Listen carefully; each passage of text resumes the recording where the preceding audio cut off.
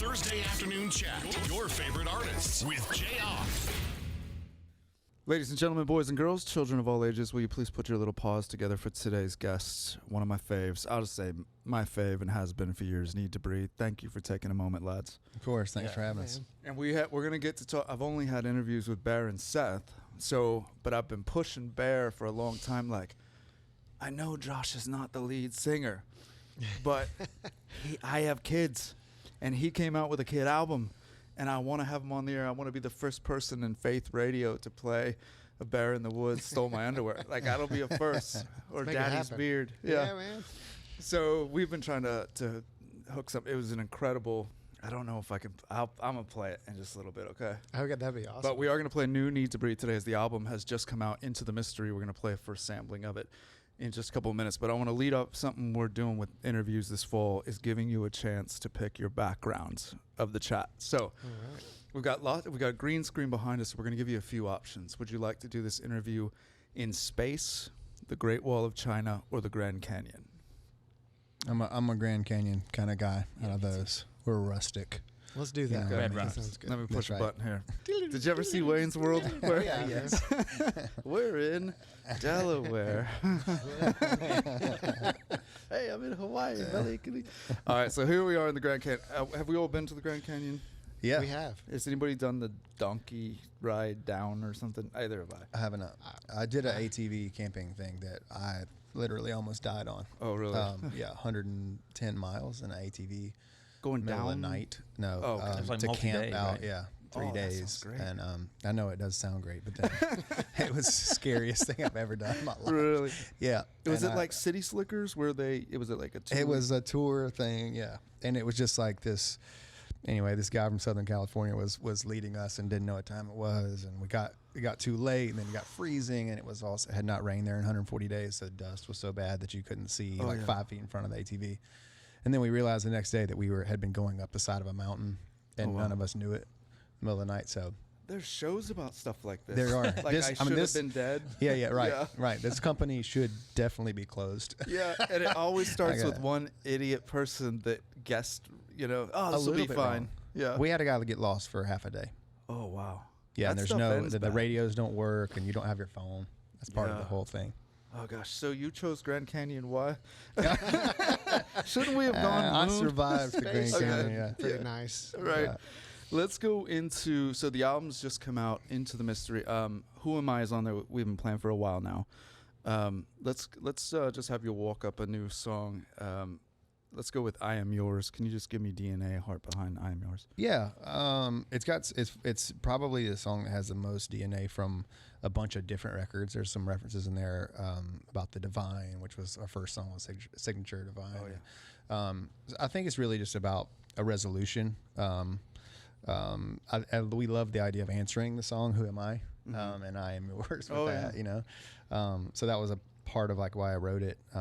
But it's cool. It's actually probably a more rock song for what we're doing at radio. So we're excited about that. Ready to play it live. Before we talk about Josh's side project for just a brief second, Bear, I had you on the air last year, and I was very proud of myself for the question because I know Seth has a very successful business with his wife, turning tree, basically don't stay at a hotel, come stay in this elaborate tree farm. You've done very well with it. And then Josh with the Kid album that my children absolutely love until I wore it out and played it too much. And then when Bo was in the band, the art stuff, and you've got Wilder Woods. So I asked you, which of the four of you is going to make the most money off your side project? And you didn't hesitate for 1 second. It was a Seth, like, Done. straight out. That's right. He's the guy. He's also the frugal one. Yeah. I'm the sensible one. I still we have the dressing room and there's all this stuff in there. It just pains me to walk out and leave it. Yeah. But I think I got that from my mom. And they're like, dude, there's going to be I more remember tomorrow. one of And the I'm like, first van this trips is- we ever We took. can't waste all these snacks.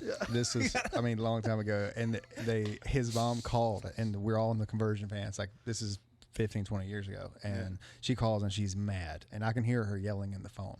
And it's like, you don't care about anything. And I'm like, what did you do? He's like, I left the bathroom fan on. Wasting power. Yeah, I mean, that's You just, know? good. You're laughing all the way to the bank now, right? That's right. I was like, Mom, the bathroom fan needed to be left right.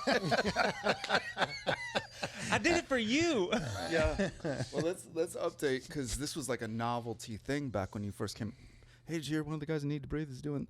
But now it's like become, so where is it at now? Like how many do you have, and how busy does it get?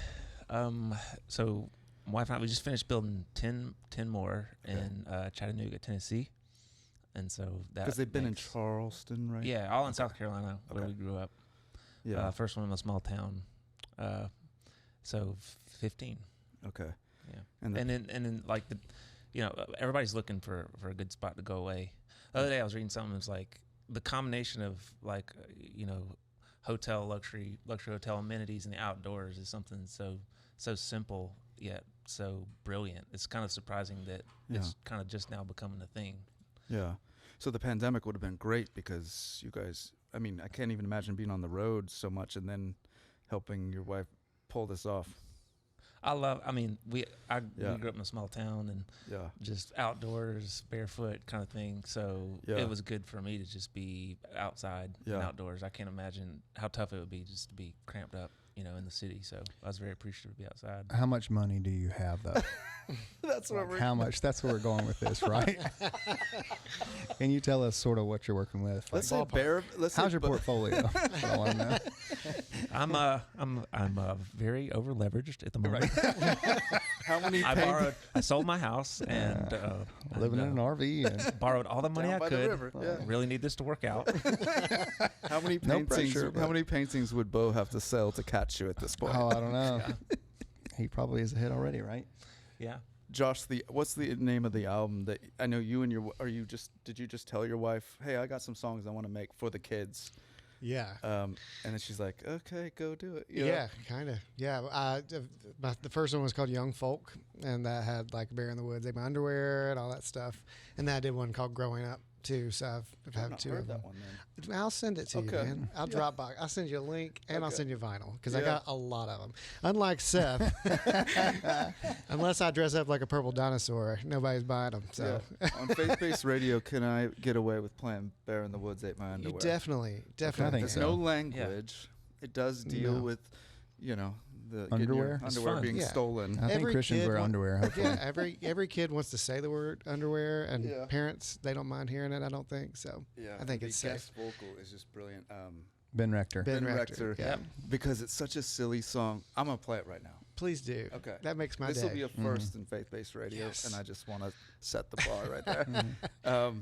And but Ben Rector's voice comes in on this thing like he's open for you guys so many years, and it's so serious. He's taking this vocal seriously, but the Yeah. content is silly. Oh, it was. I mean, we were in the studio, and he was taking it as seriously as serious as he could. It was perfect. Yeah. So So we spent a lot of time talking about side projects for Need to Breathe. Let's get back to talking about new. The album's just come out.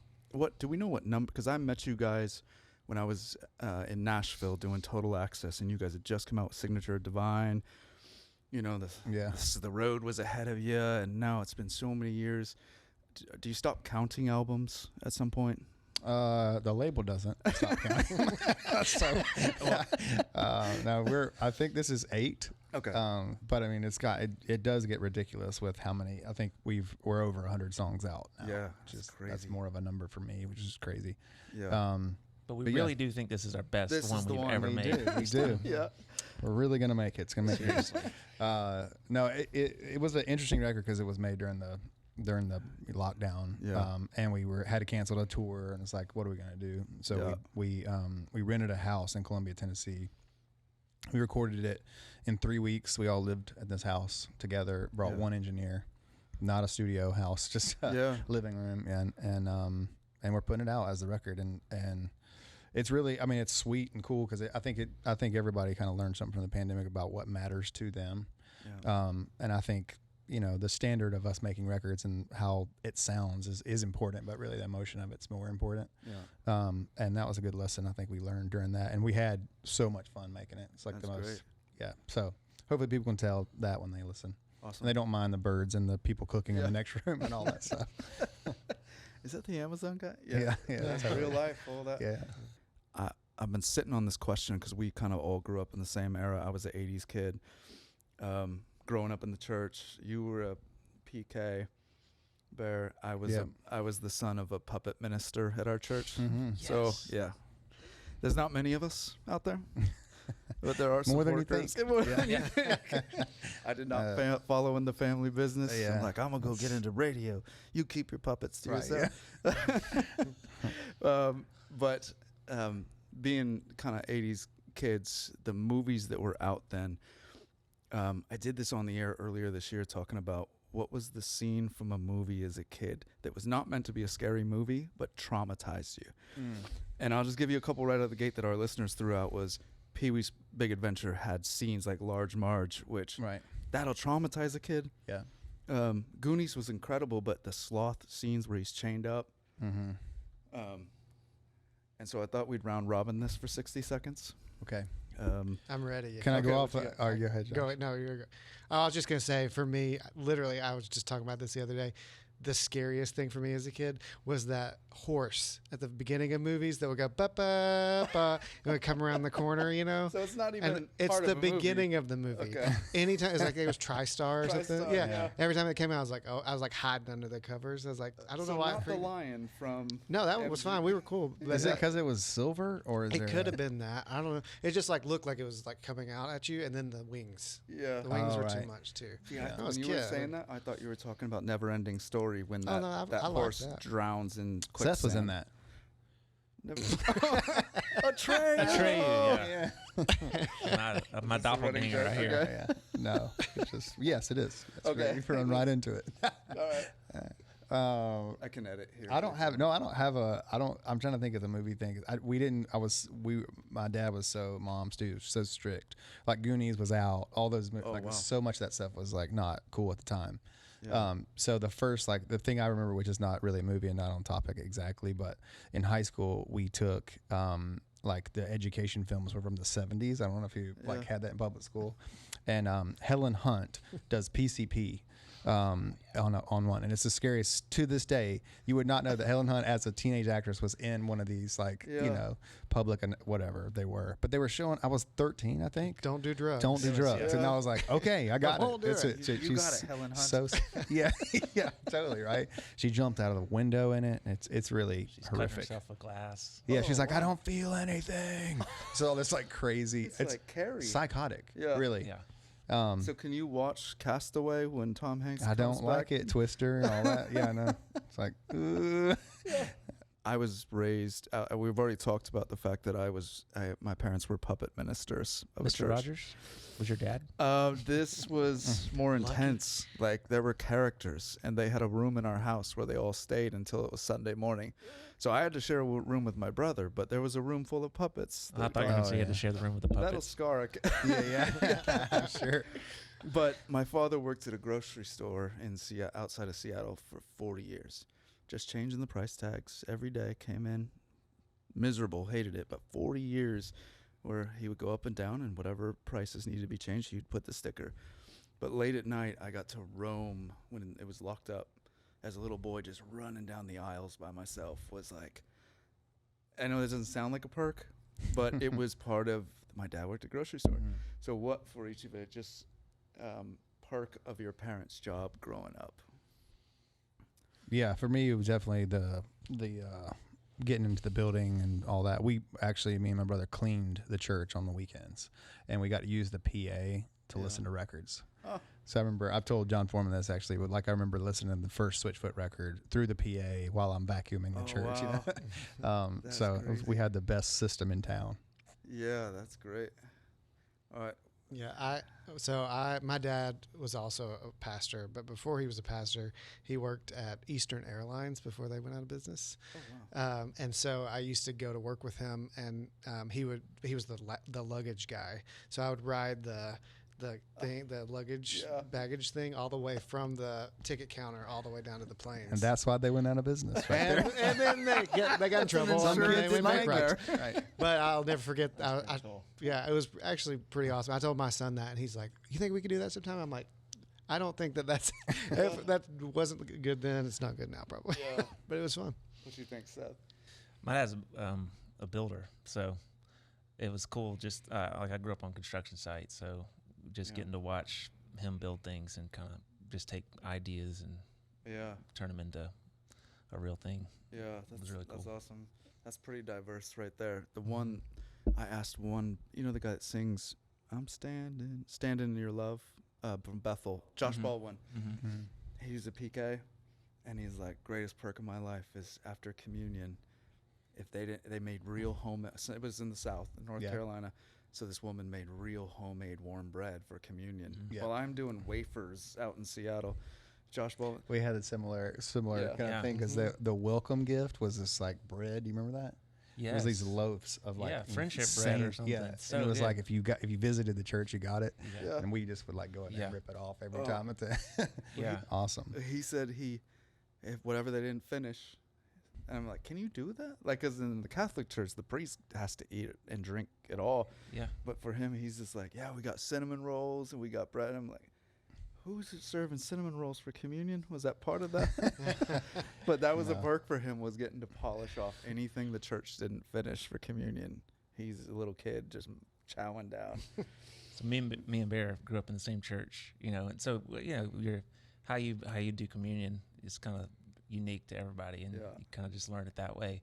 So I knew one way of doing it, and then I visited a church for my brother. This has been probably 8 years ago or something, and it's my first time there, and he walks us down. I'm on the front row, and I'm the first person to take communion. And I go up, and I'm like, man, I have no idea how they're doing this. And, it's real wine. That wasn't what I was used to at the church I was at. And so, I was given the bread, and then this lady presented me this big chalice goblet of wine. And so I took it from her and I drank it, and then I handed it back, and I saw her. She nodded and closed her eyes as she was doing it, and I was like, I don't think I did that right. And yes, thank you. I went back to my seat, and then I watched everybody else just dip the bread in the wine. I was like, yep, definitely did that wrong. You can't go first. Lesson learned. Right. That's great.